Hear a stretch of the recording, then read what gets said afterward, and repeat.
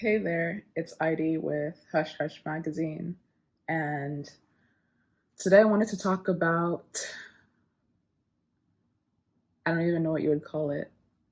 I've seen some people have said that, it's really hard for them to move to new cities or move to new places alone because it's hard and they're afraid or um, they don't know how to make friends. They're worried they're going to be too lonely.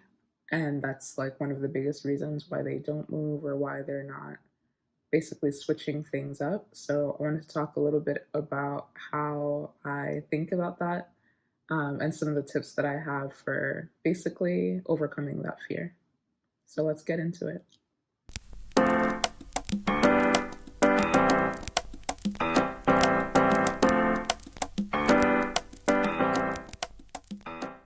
So, when it comes to moving and being afraid of basically being on your own, um, and basically starting fresh, making new friends, figuring out neighborhoods, things like that, it totally makes sense to me why people are afraid of it. It's definitely a big jump, and it's much easier to stay in your comfort zone, in your bubble, close to the people that you already know and the things that you grew up with or the things that you're familiar with.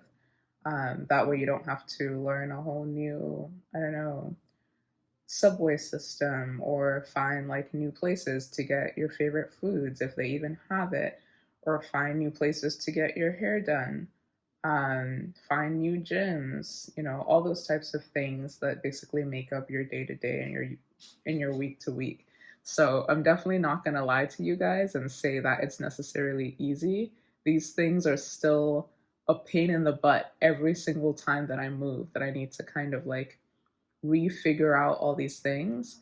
But I think what makes it bearable for me is that instead of thinking of it as like, oh, I'm afraid of it or I'm anxious about it, I actually think of it as exciting. And so to me, these things are exciting. I get to figure out where in LA you can find the best chocolate croissant. Maybe I already know in Seattle, I already know in San Francisco, I already know in New York.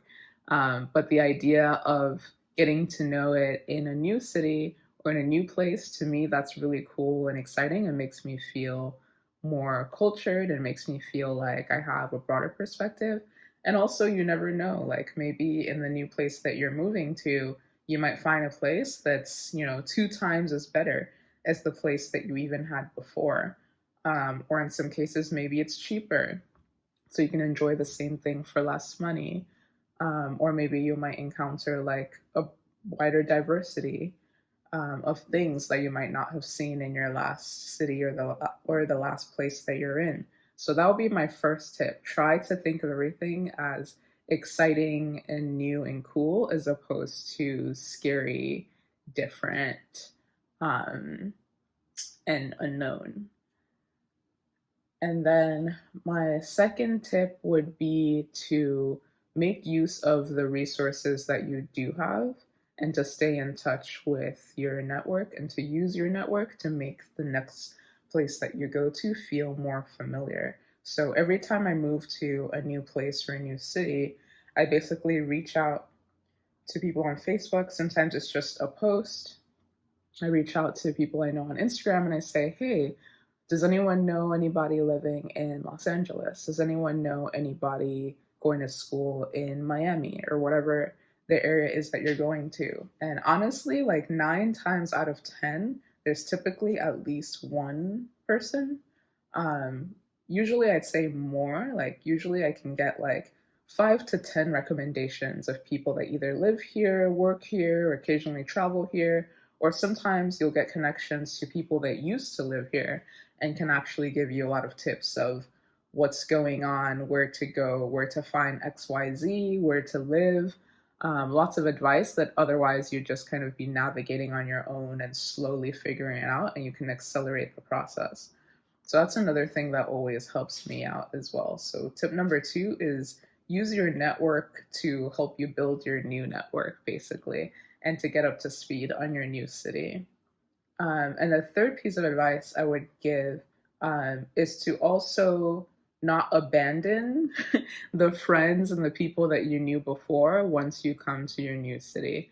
I know it's something that's very easy for people to do. You move somewhere new and you just think like, well, I'm not in Lucy's life anymore, so I guess I don't need to, hang out with them or talk to them. But that's not true. And I think that especially with the pandemic, people have seen this now, especially now where we can't all be getting brunch all the time and going shopping together all the time.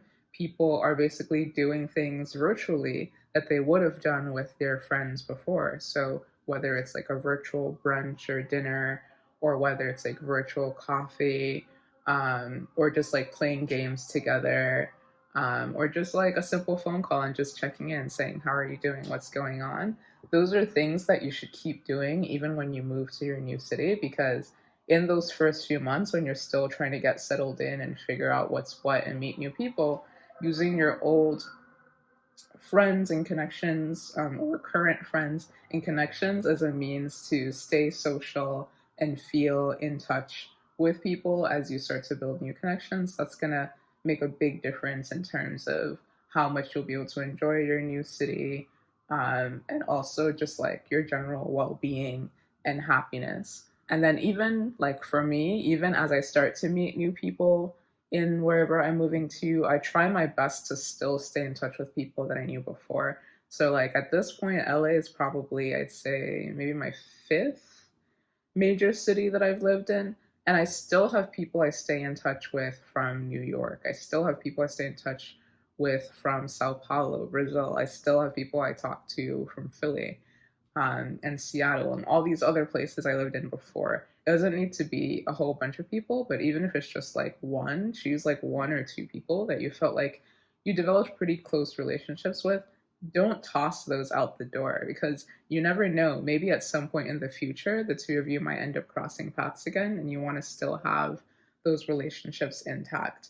And also, bonus tip, I don't know if it's really a tip, but just an observation. I've noticed also that people think that when they move, that it's like they're dying, like they're going to be gone forever. You're not going to be gone forever. You can still visit your friends, you can still visit your family. Like if someone's important to you, you just make space and time to make sure you see them and that they're a part of your life. Moving doesn't mean that it's the end.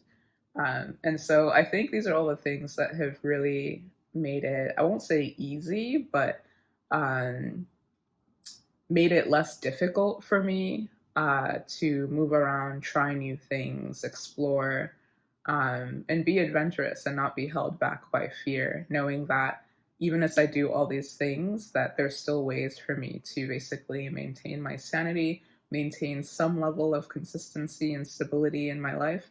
And also, guys, at the end of the day, worst case scenario, you can always move back to wherever you were before. New York, where I grew up, it will always be there for me. Like, if I get tired of all the other cities in the US and in the world, like, I still have a big community of family and people there that will probably never leave New York City.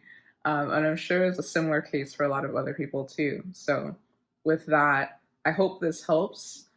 Anyone who's considering moving somewhere new or trying something new, but just feeling really afraid, or having social anxiety, just take the step forward. You probably won't regret it. And if you do, you can always go back. So, good luck.